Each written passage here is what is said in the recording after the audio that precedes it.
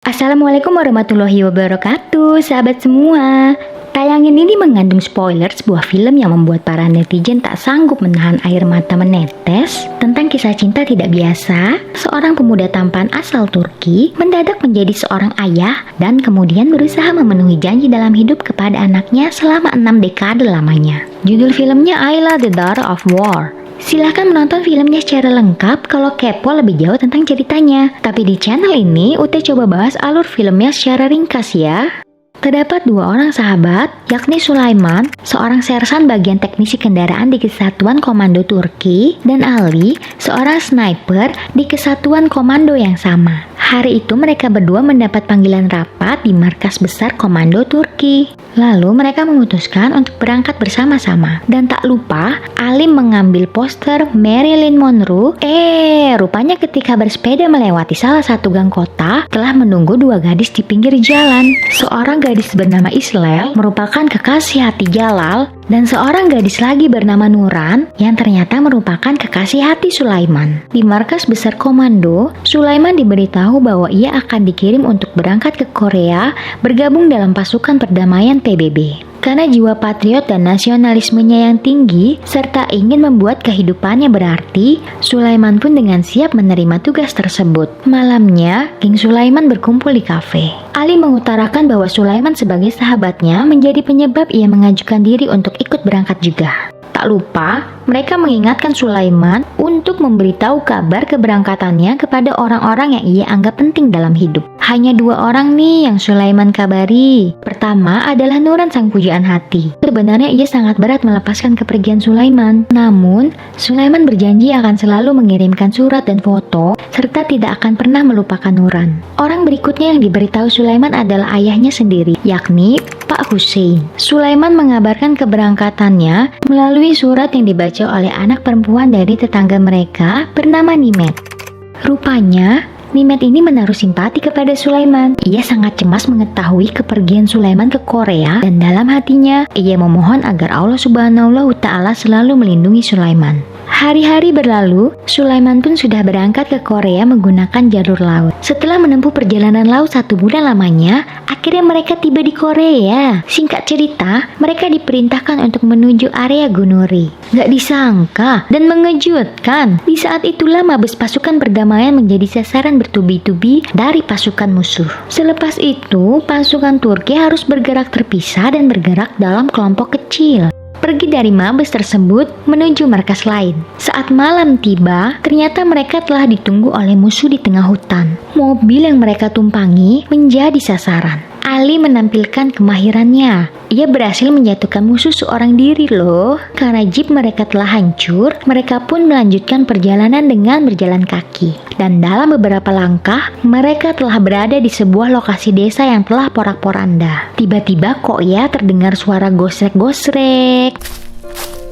Sulaiman pun mengajukan diri untuk melihat situasi di depan mereka. Ia pun maju terus ke depan hingga menerobos semak belukar menyelidiki sumber suara. Tak disangka dan mengejutkan, suara gosek-gosek tersebut berasal dari Enja kecil yang menjadi the one and only warga desanya yang selamat. Ia dalam kondisi setengah beku, bingung dan ketakutan, terus memegang tangan ibunya. Setelah dibujuk, langsung menempel ke pelukan Sulaiman. Sulaiman lantas menggendong Enja kecil untuk mengeluarkannya dari tempat itu. Di sini kolonel senior mereka menyatakan keberatan untuk membawa Enja kecil karena akan menghambat perjalanan mereka. Namun para anak buah bersikeras membawanya, melihat kondisi Enja kecil yang rapuh perlu diselamatkan. Akhirnya mereka melanjutkan perjalanan dengan tetap membawa Enja kecil di gendongan Sulaiman. Alhamdulillah, malam itu mereka berhasil tiba di unit 9 pasukan komando Unhungni.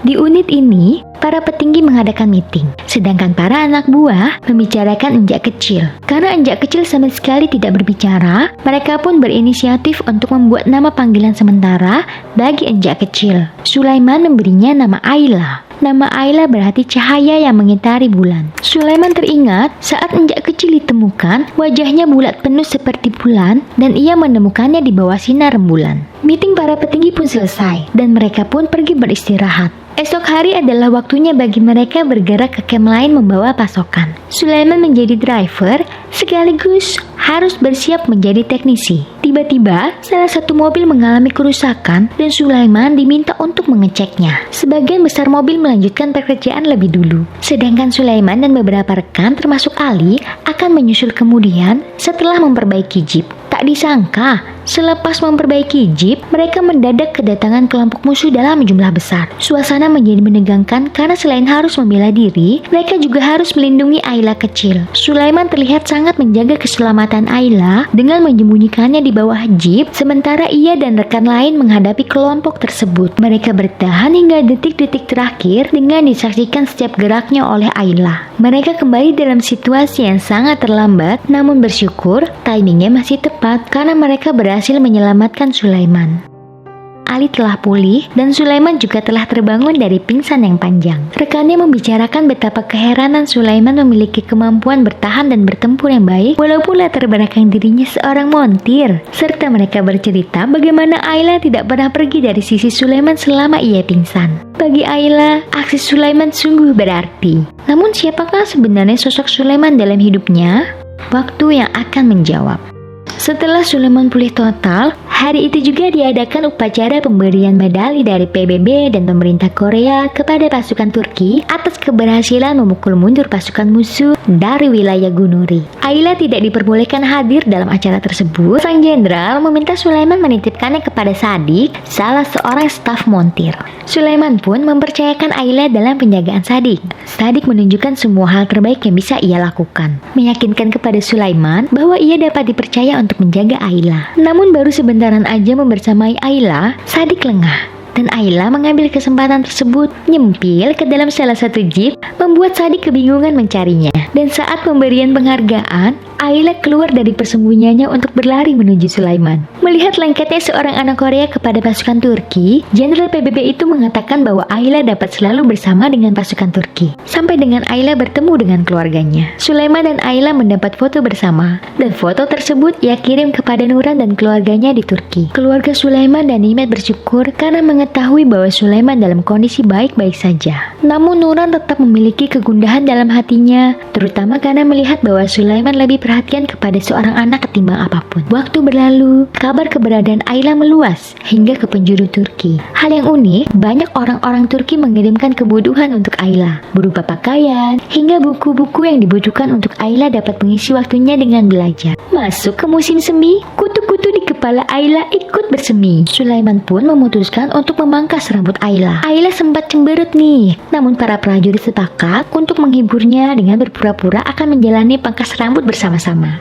Ayla juga diutamakan saat menggunakan kamar mandi. Saat ketakutan, Ayla diam-diam pindah ke tempat Sulaiman. Walaupun Sulaiman sudah mendidik Ayla untuk memiliki tempat tidurnya sendiri. Dan terdapat momen membahagiakan bagi para prajurit saat mengetahui bahwa Ayla dapat berbicara. Kata pertama yang mereka dengar dari Ayla adalah absensi saat berbaris. Ayla pun mempraktekkan tata cara berbaris seperti yang para prajurit lakukan selama ini. Letnan Mesut pun mengajari bahasa Turki kepada Ayla menggunakan buku bergambar yang dikirim teman-temannya dari Turki. Film yang diputar bagi para tentara pun adalah film berbahasa Turki bertema keluarga. Dari tayangan dan buku-buku bertema keluarga yang dibacanya, Ayla mengambil kesimpulan bahwa ia tidak memiliki ibu dan hanya memiliki Sulaiman sebagai babanya. Mendengar Ayla memanggilnya Baba, Sulaiman sangat terharu. Lelaki ini berjanji dalam hati untuk terus dapat melindungi Ayla sebagai seorang ayah hingga kapanpun. Sulaiman dan teman-temannya sempat membawa Ayla liburan ke Tokyo loh. Di sana mereka menghibur Ayla habis-habisan dan tak lupa mengambil beberapa foto bersama.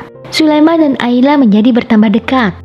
Pulang dari liburan ke Jepang, mendadak kolonel besar memanggil Sulaiman dan Ali. Ternyata sang kolonel hendak memberitahu kepada keduanya bahwa Marilyn Monroe akan berkunjung ke markas besar dan menghibur para pasukan perdamaian dalam beberapa hari ke depan. Namun, Ali malah mendapatkan tugas menjaga pos. Ali sangat kesal dan memikirkan rencana bolos dari tugas berjaga. Namun tugas tersebut kan merupakan hal yang sangat penting bagi negara ya. Letnan Mesut pun mengambil inisiatif akan mengusahakan tanda tangan dan kecupan Marilyn Monroe dengan bantuan Ayla saat pertunjukan berlangsung nanti. Pada hari yang dinantikan, mereka benar-benar mendapatkan tanda tangan dan kecupan dari sang diva untuk nama Ali. Namun ternyata di pos jaga, pasukan perdamaian menjadi target musuh hingga menyebabkan Ali gugur hari itu.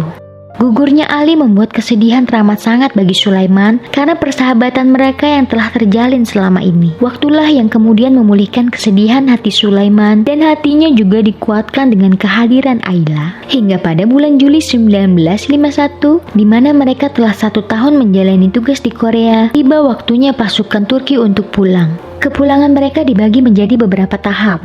Sulaiman sebenarnya masuk dalam daftar yang dipulangkan ke Turki tahap pertama. Namun ia mengajukan perpanjangan masa tugasnya di Korea hanya agar bisa lebih lama merawat Ayla di Korea. Permohonannya selalu disetujui oleh negara. Tak hanya sampai di situ, Sulaiman pun kembali mengajukan kepada kolonel untuk membawa Ayla ke Turki dan mengangkatnya sebagai anak asuh. Namun karena kondisi dan situasi saat itu, permohonan yang satu ini sulit untuk disetujui. Keluarganya dan juga Nuran telah menanti kepulangan Sulaiman. Mereka kecewa berat dengan keputusan Sulaiman. Nuran pun tidak pernah lagi membalas setiap surat yang dikirim Sulaiman. Pada suatu hari, rilis proyek terbaru dari negara Turki berupa pembangunan sekolah Ankara. Di sekolah tersebutlah Ayla dan anak yatim piatu lain asal Korea akan tinggal. Sulaiman akhirnya menerima perintah terakhir untuk kembali ke Turki karena sudah kelamaan berada di Korea. Mau tidak mau ia harus menyetujuinya. Namun sebelum pulang ke Turki, ia ingin memastikan kondisi sekolah baik-baik saja bagi Ayla. Sulaiman melakukan pengecekan ditemani Letnan Mesut. Sulaiman pun berkata kepada Ayla, apabila Ayla mempelajari Mars Ankara dan menjadi yang terbaik, maka Sulaiman akan bangga padanya. Mendengar hal tersebut, Ayla langsung semangat mempelajarinya. Baik Letnan Mesut dan Sulaiman tidak kuat menahan tangis karena harus berpisah dengan Ayla. Sulaiman berlari keluar gedung sekolah seorang diri untuk menenangkan diri. Namun Ayla menyusul dan memanggil-manggilnya karena tidak mau ditinggalkan oleh Sulaiman. Saat itu langsung terbesit di pikiran Sulaiman untuk membawa Ayla diam-diam ke Turki bersamanya. Hal yang perlu ia lakukan adalah memasukkan Ayla ke dalam koper besar miliknya. Dengan nekat, Sulaiman menenteng koper besar yang berisi Ayla ke pelabuhan. Namun baru beberapa langkah ia berjalan, Letnan Mesut dan penanggung jawab sekolah Ankara mengejar dirinya setelah mengetahui Ayla hilang dari sekolah. Dan benar saja, koper Sulaiman langsung dibuka di pelabuhan dan terdapat Ayla di dalamnya.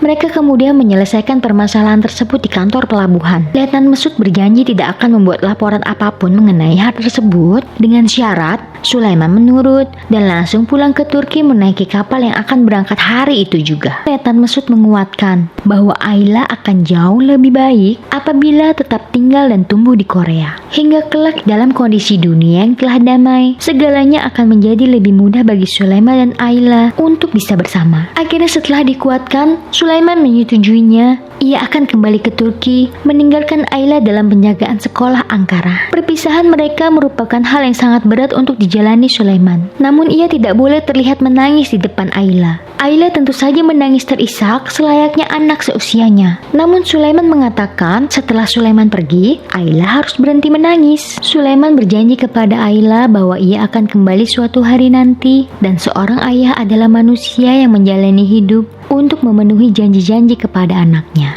Tibalah Sulaiman di Iskenderun kembali. Ia disambut oleh Jalal dan Islal yang telah menjadi pasangan suami istri. Namun, ia tidak melihat Nuran. Ternyata Nuran telah menikah dengan orang lain. Ini rasa patah hati ketiga terberat yang Sulaiman jalani. Dengan hati yang patah tersebut, Sulaiman mengabarkan kepada sang ayah bahwa ia akan pulang ke rumah mereka di Maras. Dan kemudian bersedia menikah dengan gadis yang dipilihkan oleh sang ayah. Gadis yang dipilih oleh keluarganya untuk menjadi jodoh dalam kehidupan Sulaiman tidak lain dan tidak bukan adalah Nimet. Namun Sulaiman tidak menikah dengan bahagia. Terdapat hal yang ia pikirkan di kepalanya yang tidak pernah ia bagi kepada Nimet. Pada suatu pagi, Nimet memutuskan untuk mengakhiri pola hubungan suami istri seperti itu dan mengajak Sulaiman berbicara. Nimet telah mengetahui isi kepala Sulaiman dan ingin mendukung Sulaiman dengan berbagai cara. Karena sangat mencintai Sulaiman, bagi Nimet, anak Sulaiman, baik anak kandung kelak maupun Ayla sebagai anak angkat adalah anaknya juga. Nimet mendengarkan sambil melayani Sulaiman dengan sangat sabar dan mereka pun membuat rencana dengan detail untuk mencari keberadaan Ayla bersama-sama. Waktu pun berlalu tanpa mereka mendapat petunjuk mengenai keberadaan Ayla. Saat gempa hebat melanda berbagai kota di Turki, membuat Sulaiman ketakutan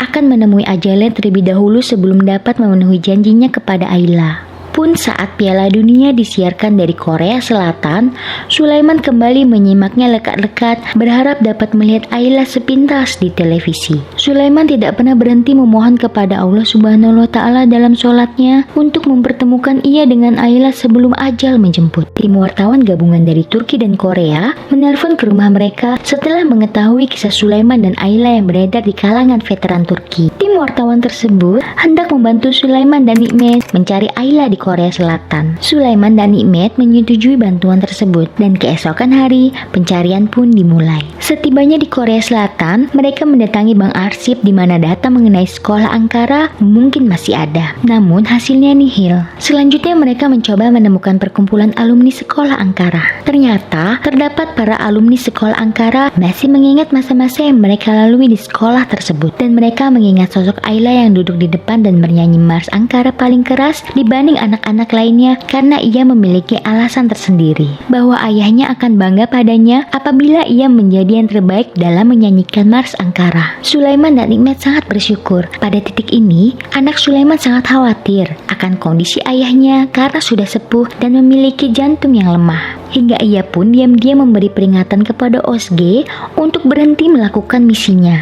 Setelah Ozge pergi, dengan bijak Sulaiman menjelaskan kepada sang putri bahwa ia tidak akan mati dengan kabar apapun yang akan mereka terima nantinya. Dalam perjalanan pulang, Ozge mendapat kabar dari rekannya di Korea bahwa mereka telah menemukan sosok yang kemungkinan besar adalah Ayla. Sosok ini adalah seorang perempuan paruh baya bernama Kim Eun-ja. Kim Eun-ja adalah seorang janda yang ditinggal suaminya meninggal dunia di usia muda, hingga dirinya harus membesarkan ketiga anaknya tanpa meminta bantuan siapapun. Setelah melihat berbagai foto kenangan, Eun-ja langsung mengenali sosok Sulaiman sebagai babaknya sewaktu kecil. Mereka pun langsung dijadwalkan bertemu di Taman Ankara Seoul, Korea Selatan. Dari kejauhan, Sulaiman mengenali sosok Ayla. Mereka berpelukan dengan sangat erat sambil menangis terseduh-seduh dalam pertemuan yang telah lama mereka nantikan ini. Dalam kehidupan nyata, Sulaiman harus menunggu 65 tahun lamanya untuk dapat memenuhi janji kembali menemui Ayla di Korea di tahun 2016 pada usianya yang ke-90 tahun. Setelah pertemuan tersebut, televisi Korea membuatkan film dokumenter tentang kisah mereka yang ditayangkan di televisi nasional serta kanal YouTube yang telah ditonton sebanyak 2 juta kali. Sedangkan media Turki yang didukung oleh Kementerian Wisata dan Kebudayaan serta maskapai penerbangan nasional mereka membuatkan film untuk bisa ditonton lebih banyak orang di layar lebar. Film mulai syuting di tahun 2016 dan selesai pada Juni 2017. Sulaiman dan Kim Eun-ja asli ikut terlibat dalam pembuatan film tersebut agar cerita berjalan mendekati realitanya. Publik bertambah haru ketika mengetahui bahwa Sulaiman meninggal dunia beberapa bulan setelah film Ayla tayang, yakni pada Desember 2017. Dan 2 jam kemudian, Nikmet sang istri tercinta ikut menyusulnya. Allah Subhanahu wa Ta'ala memenuhi keinginan mereka untuk bisa kembali ke Korea, menemui dan menyelesaikan kewajiban mereka sebagai orang tua kepada Ayla yang sangat mereka cintai sebagai anak kandung sendiri sebelum mereka kembali ke Sang Pencipta. Share ya di kolom komen bagaimana film ini menurut pendapatmu dan inspirasi apa saja yang kamu dapatkan dari kisah Sulaiman dan Ayla. Serta bagikan ya biar sahabat dan keluarga kita yang lain pada tahu juga.